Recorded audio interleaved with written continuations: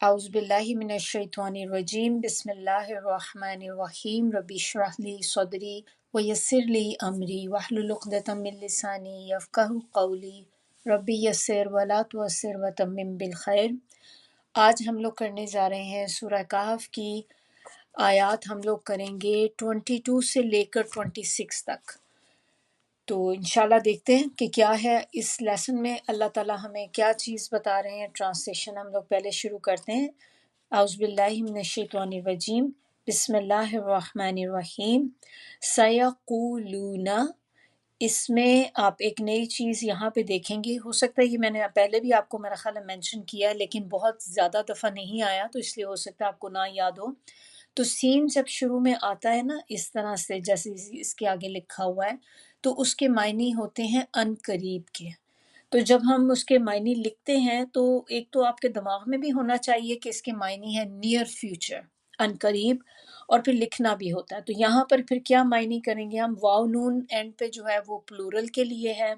تو درمیان میں آپ دیکھیں کون سا ورڈ سین کے بعد یا ہے، یا کا ہم کہیں گے کہ وہ، اور واو نون پلورل کا ہو گیا تو درمیان میں قاف واو لام، اور وہ کیا بن جاتا ہے؟ قول۔ قول کا مطلب کیا ہوتا ہے؟ کہنا، اس کا قول ہے، یعنی کہ یہ اس کی بات ہے، اس کی کہی ہوئی چیز ہے۔ تو یہ اب آپ کو بریک ڈاؤن اس کا ورڈ کا کریں کتنا ایزی ہو گیا۔ شروع میں سین تو آپ اس کے کریں گے ان قریب، یا آگے ہے تو وہ، قولو کہیں گے، تو یعنی کہ قولونا واو نون اینڈ پہ تو وہ کہیں گے، لیکن آپ کے دماغ میں یہ ہونا چاہیے کہ یہ ایک سے زیادہ لوگ ہیں۔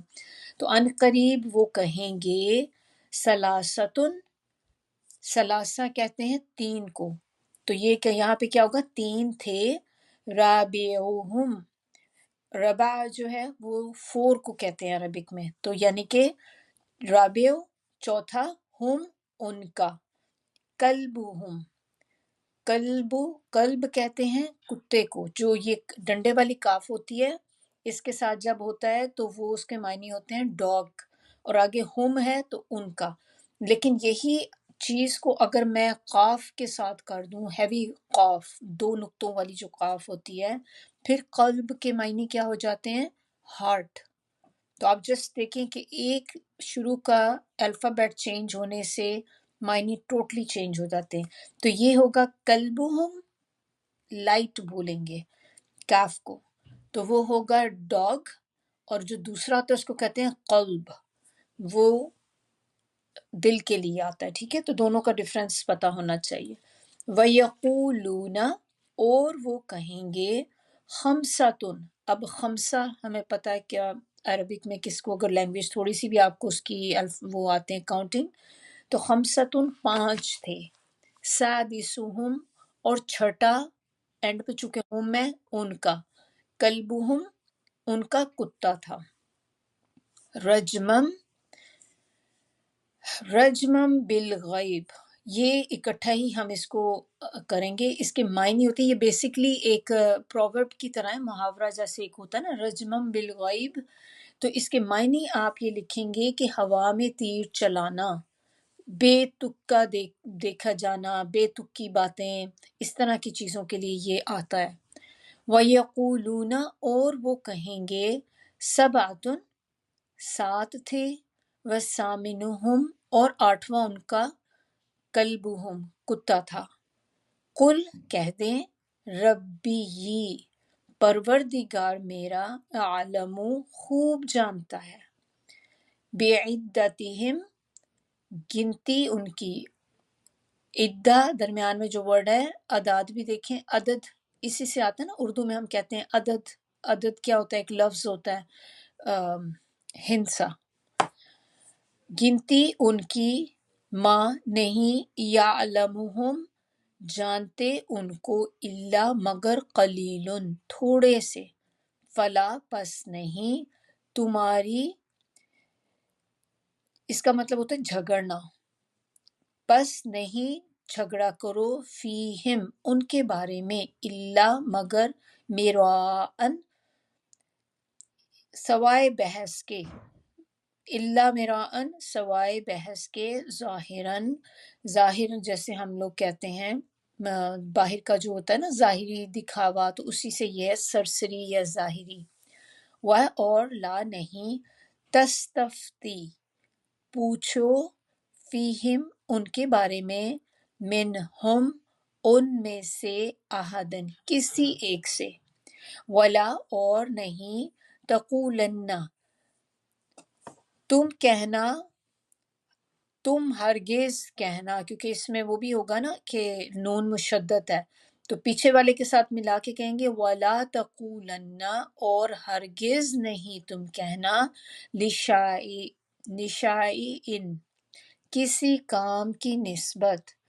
انی کہ میں، فاعل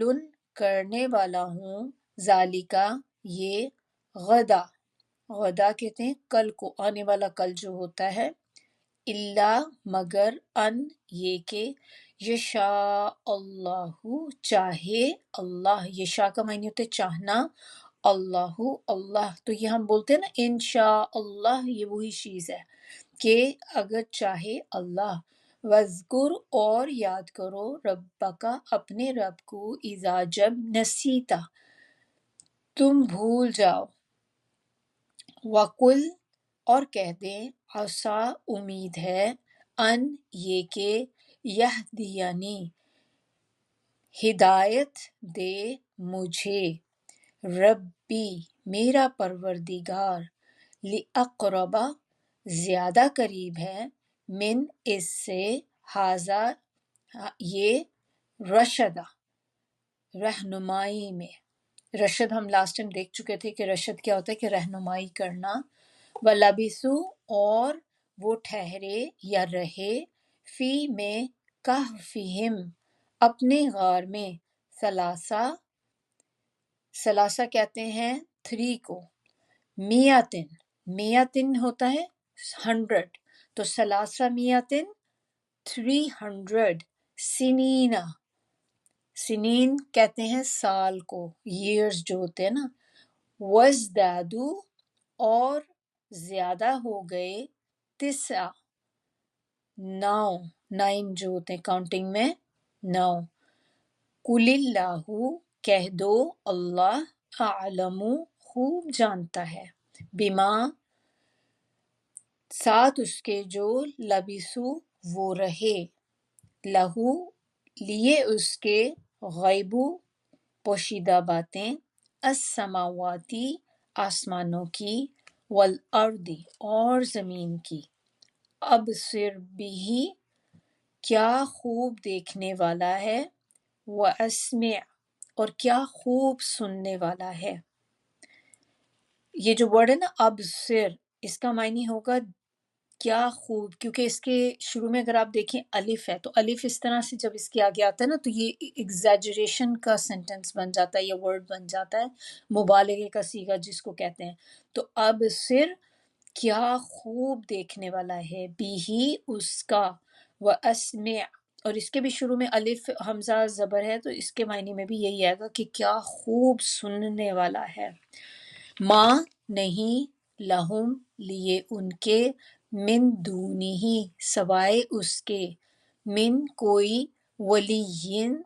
کوئی کارساز یا دوست، ولا اور نہ ہی، یشرکو وہ شریک کرتا، فی میں، حکم ہی، حکم کیا ہوتا ہے، ہم بھی اردو میں حکم کہتے ہیں، وہی چیز ہے بالکل، آپ کو یاد کرنے کے لیے بتا رہی ہوں کہ جب یاد کریں تو آپ کو آسانی ہوتی ہے، حکم حکم کرنا، ہی اپنے، احدن کسی کو، یہاں تک ہماری تھی ٹرانسلیشن، انشاءاللہ تفسیر کی طرف آتے ہیں، تفسیر شروع کرتے ہیں۔ بسم اللہ الرحمن الرحیم، رب اشرح لی صدری ویسر لی امری واحلل عقدۃ من لسانی یفقہوا قولی، رب یسر ولا تعسر وتمم بالخیر۔ تو آیت نمبر 22 میں اب کیا ایک بات بتائی جا رہی ہے، آپ کو یاد ہوگا کہ ہم نے جو پچھلا لیسن پڑھا تھا تو اس میں ہم بات کر رہے تھے کہ اس میں بھی وہ لوگ آپس میں جھگڑا کر رہے تھے،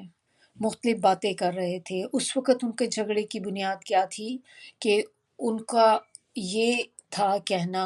کہ یہ جو غار والے لوگ ہیں اب ان کے اوپر ہم عمارت کھڑی کر دیں یا ہم یہاں پر ایک مسجد بنا دیں، کیا کریں؟ تو اس کے اوپر وہ جھگڑ رہے تھے آپس میں یہاں پر۔ اور ایک ہم نے اس سے پہلے بھی ایک چیز کی، اس میں ہم نے یہ بھی دیکھا تھا کہ ہو سکتا ہے کہ وہ لوگ بھی آپس میں جھگڑ رہے ہوں جو اصحاب کہف والے تھے، جب ہم نے ان کا دیکھا تھا کہ وہ آپس میں اندر تھے تو وہ بھی اس بات میں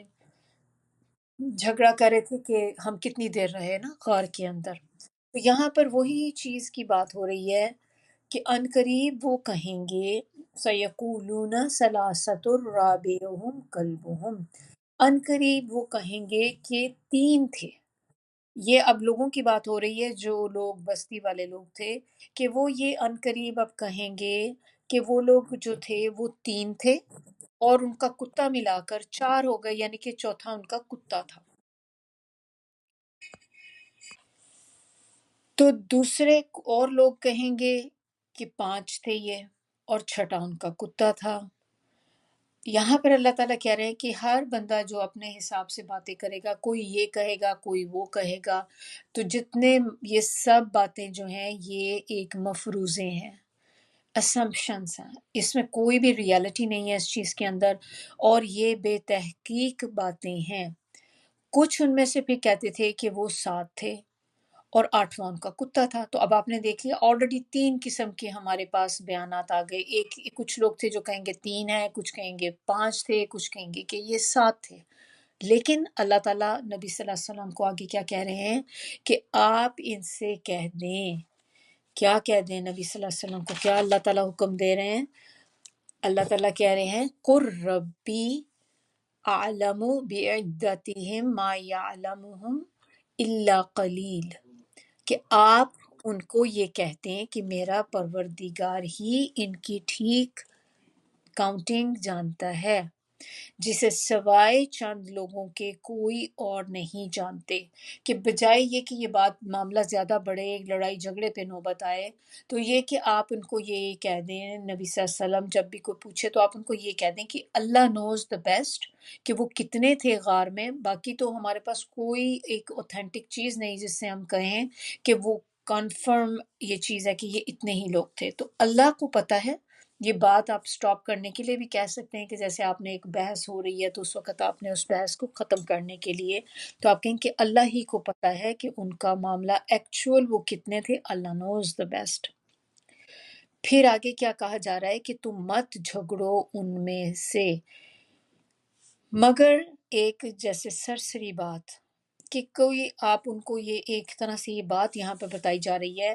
کہ یہ جس چیز کا آپ کو علم ہی نہیں تو پھر اس کے بارے میں آپ کیوں جھگڑ رہے ہیں؟ کوئی کنفرمیٹری چیز تو ہے نہیں آپ کے پاس کہ آپ کہیں اچھا نہیں وہ اتنے تھے، فور شور وہ اتنے تھے، آپ کو کسی کو نہیں پتا، تو پھر اس چیز پہ آپ بحث کیوں کریں جس بات کو آپ جانتے ہی نہیں۔ اور آگے اللہ تعالیٰ ایک اور بات بھی یہاں بتا رہے ہیں کہ نہ ہی تم پوچھو ان کے معاملے میں ان سے کسی ایک سے بھی، یعنی کہ اب یہ کس کی بات ہو رہی ہے کہ نہ ہو پوچھو ان کے معاملے میں، کن کے معاملے میں؟ یہ جو کیو والے لوگ تھے کہ ان کے بارے میں آپ نہیں پوچھیں کسی ایک سے۔ اور یہ جو ہے کہ کوئی ایک، یہ کون سے لوگ ہیں؟ یہ بیسیکلی اہل کتاب ہیں۔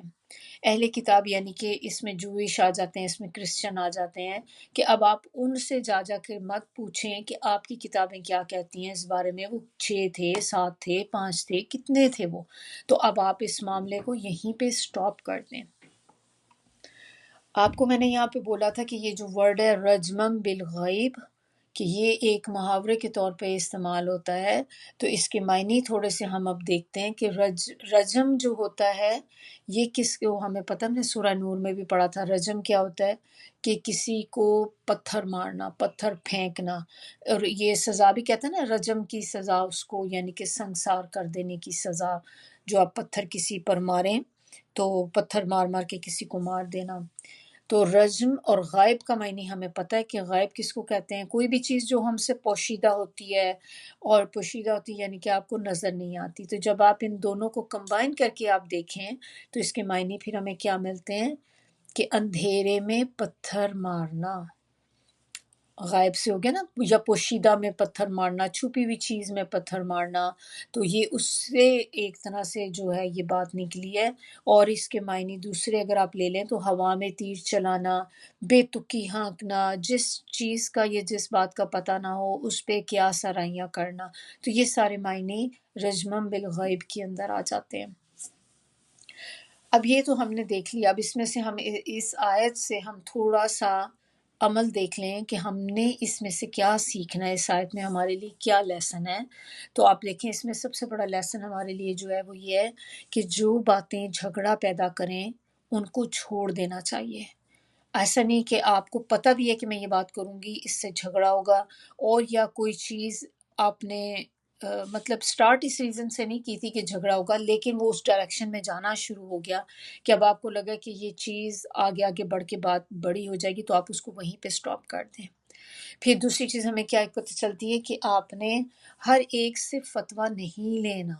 ہم کیا کرتے کہ جب ہمیں بعض اوقات کوئی کام ہمیں قرآن سے پتہ چلتا ہے کہ یہ کام اللہ تعالیٰ نے کہا ہے کرنے کے لیے، لیکن ہمارے لیے وہ کرنا بہت مشکل ہے، ہم پھر اس میں سے کوئی راستے ڈھونڈ رہے ہوتے ہیں کہ شاید ہمیں کوئی مڈل کا راستہ مل جائے کہ کسی طرح ہمیں یہ کام نہ کرنا پڑے، کوئی چھوٹ ہماری کہیں سے بھی ہو جائے، تو پھر ہم کیا کرتے ہیں کہ ہم ڈفرینٹ اسکالر سے جا جا کے پوچھنا شروع کر دیتے ہیں، ڈفرینٹ مفتی ہوتے ہیں ان سے پوچھتے ہیں آپ ہمیں یہ بتائیے، آپ اس کا بتائیں، تاکہ ہمیں کوئی ایک بندہ ایسا مل جائے جو ہماری فیور میں بول پڑے یا وہ بات بول دے جو ہماری فیور میں ہے، تو وہ آپ پھر اس پہ آپ عمل کر لیں گے اس چیز کو بیس بنا کر۔ تو یہ چیزوں سے بچنا چاہیے۔ اور کیا ہمیں پتہ چلتا ہے کہ ہر ایک سے بحث نہیں کرنی چاہیے۔ سم ٹائم بحث چلیں کچھ حساب سے اچھی ہے کہ آپ نے کوئی بات کسی کو اچھی بتائی، دوسرے کو نہیں پتہ تھی کوئی اوتھینٹک چیز لیکن آپ نے بتا دی، اس میں تھوڑی سی آرگیومنٹ ہو بھی جاتی ہے، لڑائی جھگڑے والی آرگیومنٹ نہیں، ایک ہیلتھی آرگیومنٹ جو ہوتی ہے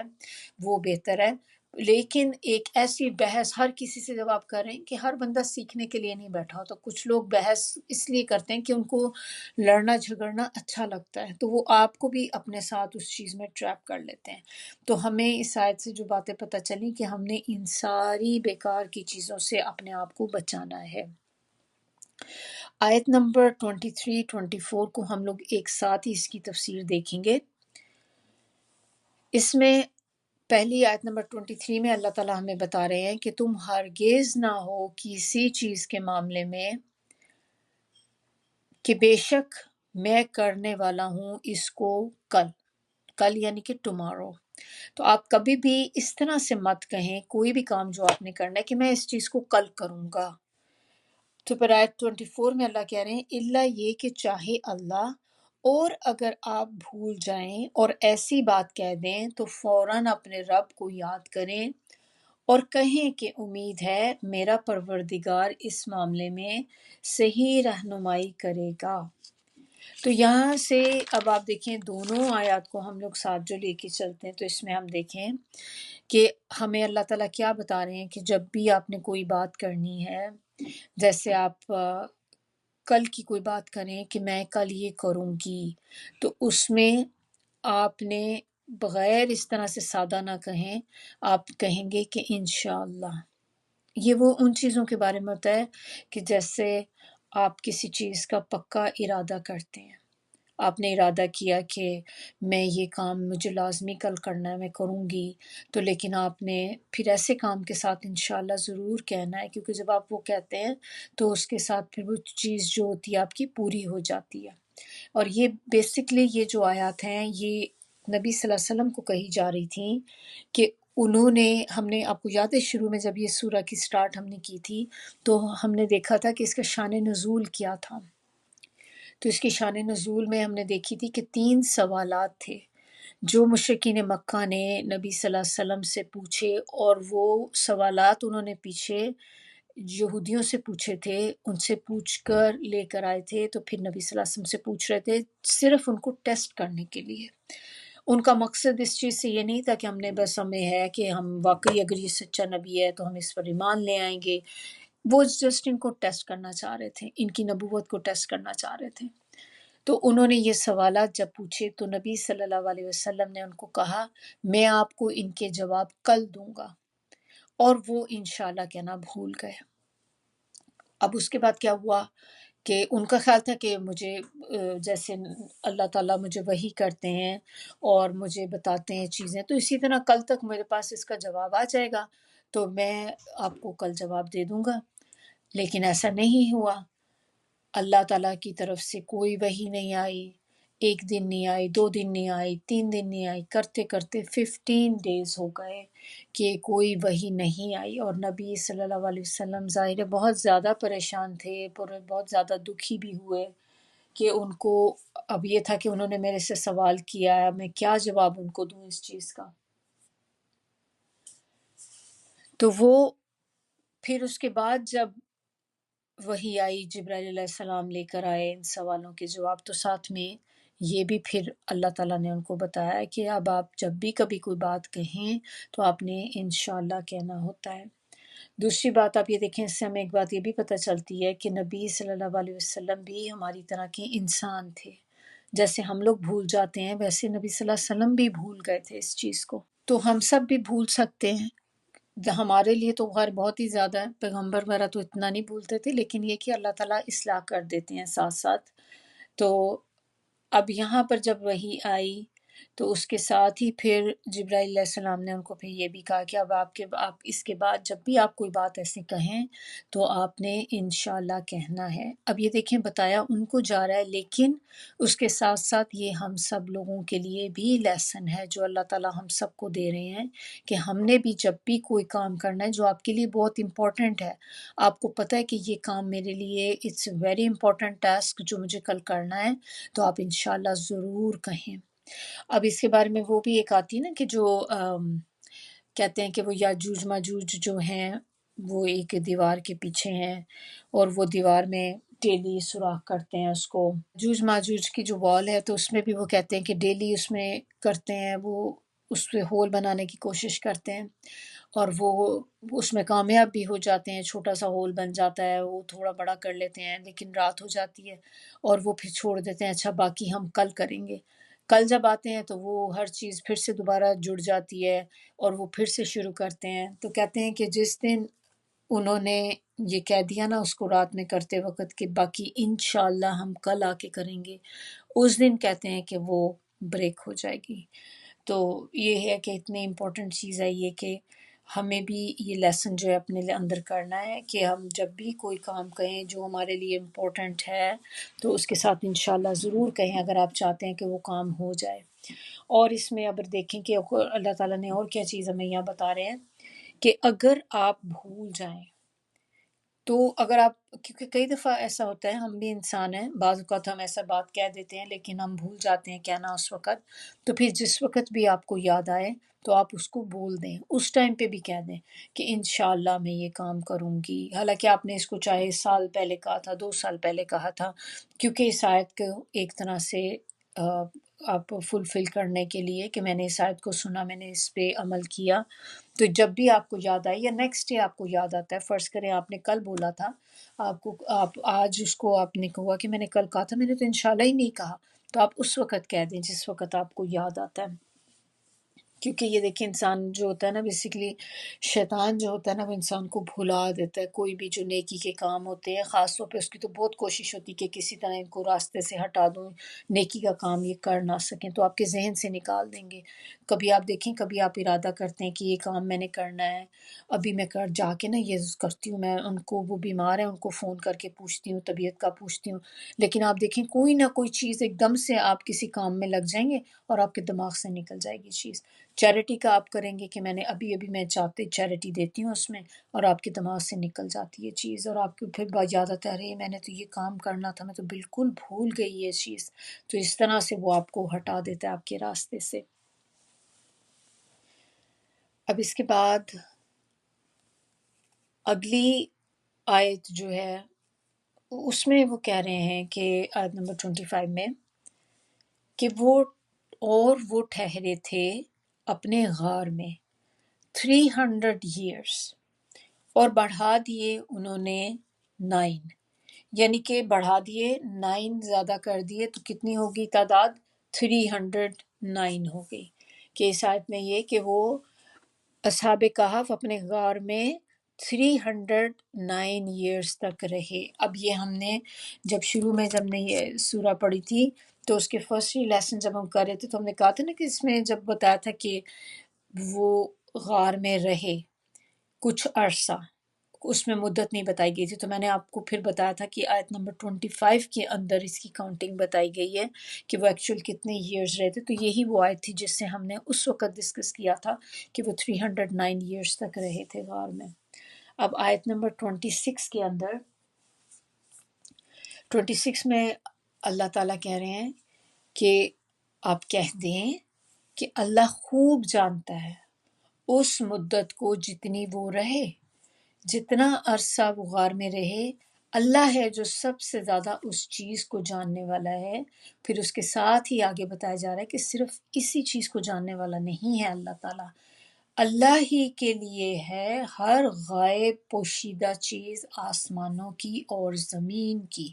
یعنی کہ اللہ کو پتہ ہے کہ اللہ تو وہ بھی جانتا ہے کہ ہر آسمان اور زمین کے اندر جو چیزیں ہیں جو پوشیدہ ہیں، جو ہمیں تو ابھی تک ہمیں ملی بھی نہیں ہے، ایسی ڈسکوریز ہم نے ابھی تک کی بھی نہیں چیزوں کی، جو اللہ کو آلریڈی پتہ ہے کیونکہ اللہ نے تو کریٹ کیا ہے، ساری ہر چیز اللہ ہی کی بنائی ہوئی ہے۔ ہم تو اس کو day by day, month by month, year by year ہم ڈسکور کرتے ہیں چیزوں کو، کہ ہر دفعہ آپ کو پتہ چلتا ہے کہ اب سائنٹسٹ نے ایک یہ ڈسکوری کر لی ہے، اب ایک نئی چیز پتہ چل گئی ہے، ایک نئی اسپیشیز آ گئی ہے، پلانٹس میں آپ کو ایک نئی ٹائپس پتہ چل گئی ہے۔ تو یہ ساری چیزیں ہمارے لیے تو نیو ہیں، لیکن اللہ کو تو آلریڈی پتہ ہے یہ سب کچھ۔ پھر اس کے ساتھ آگے کیا بتایا جا رہا ہے کہ وہ بہت کیا خوب دیکھنے والا ہے اور کیا ہی خوب سننے والا ہے۔ آگے اس آیت کا اگلا حصہ جو ہے کہ نہیں ان کے لیے اس کے سوا کوئی دوست، یعنی کہ اللہ کے سوا کوئی آپ کا دوست نہیں ہے۔ بیسٹ فرینڈ، ولی جو ہوتا ہے بیسٹ فرینڈ کو کہتے ہیں، ایسا دوست ہوتا ہے جس کے لیے آپ کا دل تڑپے، آپ کو بس ہو کہ ہر وقت اس کا خیال آپ کے دماغ میں ہو، اس کی خیر خواہی، اس کی محبت۔ تو اللہ کے سوا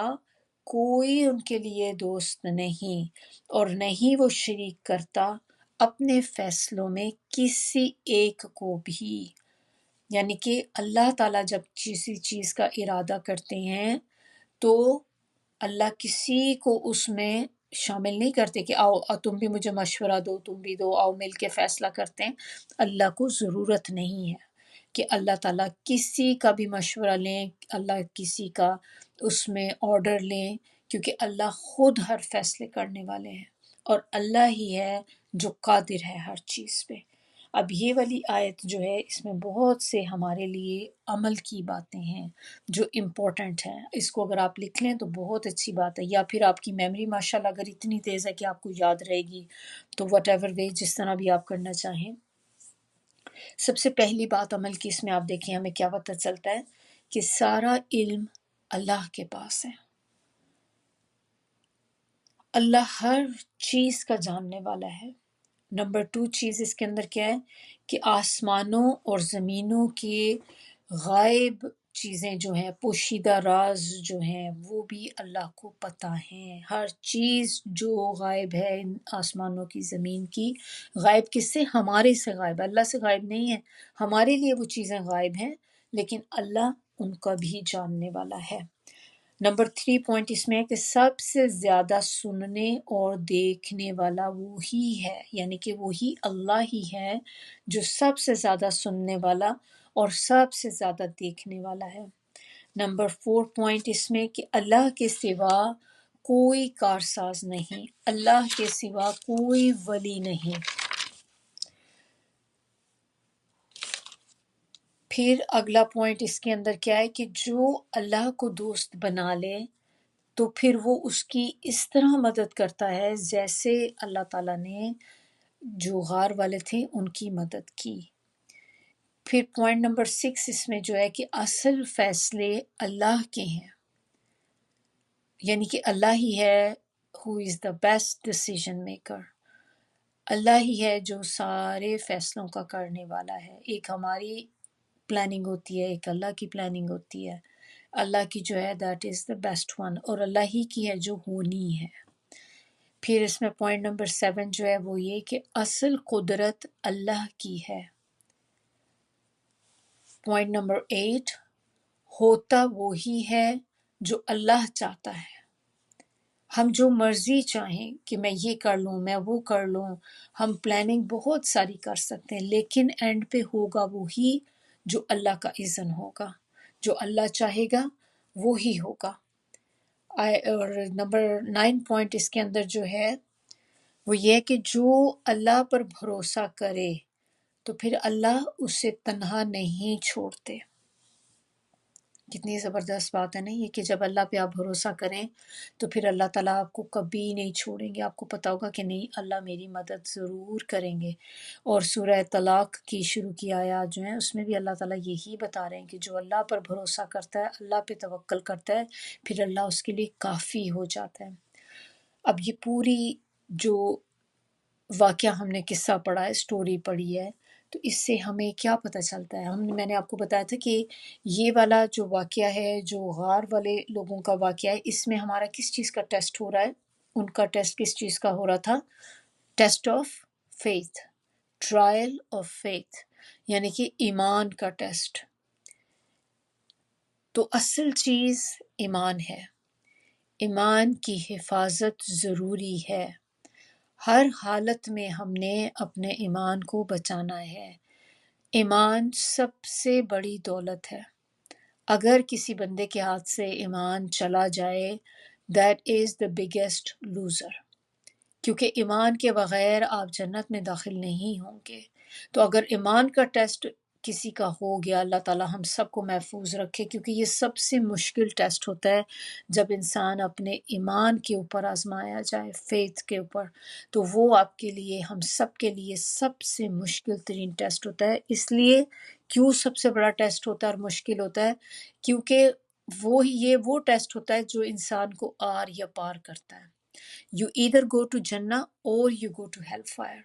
یہ وہ چیز ہے۔ باقی ٹیسٹ آپ کے لیے جو دنیا میں آتے ہیں، دولت کا ٹیسٹ ہے، وہ آپ کو جنت جہنم میں نہیں لے کے جاتا ڈائریکٹلی۔ اس کا بس کیا ہوتا ہے کہ یا تو آپ اس میں بینکرپٹ ہو جائیں گے، اور یا پھر آپ کے پاس بہت پیسہ آ جائے گا۔ تو ان ایدر کیس اس میں آپ کا ایمان کا ٹیسٹ نہیں ہو رہا۔ اسی طرح ہماری جو صحت کے اوپر ہوتا ہے کہ ہمیں یا تو بیماری آ جاتی ہے، اللہ تعالیٰ صحت عطا کر دیتے ہیں، تو یہ ساری چیزیں جو ہیں وہ آپ کی temporary for the time being ہوتی ہیں۔ لیکن ایمان کا جو ٹیسٹ ہوتا ہے وہ ڈائریکٹلی انسان کو یا جنت یا جہنم میں لے جاتا ہے۔ تو یہ اسی لیے اللہ تعالیٰ سے دعا کرنی چاہیے کہ اللہ تعالیٰ ہمیں کبھی ایمان کے ٹیسٹ میں نہ ڈالے، کیونکہ وہ اتنا مشکل ٹیسٹ ہے کہ ہمیں کوئی گارنٹی نہیں، ہم اس میں اگر ان کیس اللہ نہ کریں ہم کسی طرح سلپ ہو گئے، ہم اس ٹیسٹ کو پاس نہ کر سکے، تو پھر ہمارا اینڈ ریزلٹ کیا ہوگا۔ تو یہاں پر ہمارا جو آج کا لیسن ہے یہ ختم ہوتا ہے۔ سبحانک اللہم و بحمدک، نشہد ان لا الہ الا انت، نستغفرک و نتوب الیک۔ سبحان ربک رب العزۃ عما یصفون وسلام علی المرسلین والحمد للہ رب العالمین۔ ربنا تقبل منا انک انت السمیع العلیم وتب علینا انک انت التواب الرحیم۔ السلام علیکم ورحمۃ اللہ وبرکاتہ۔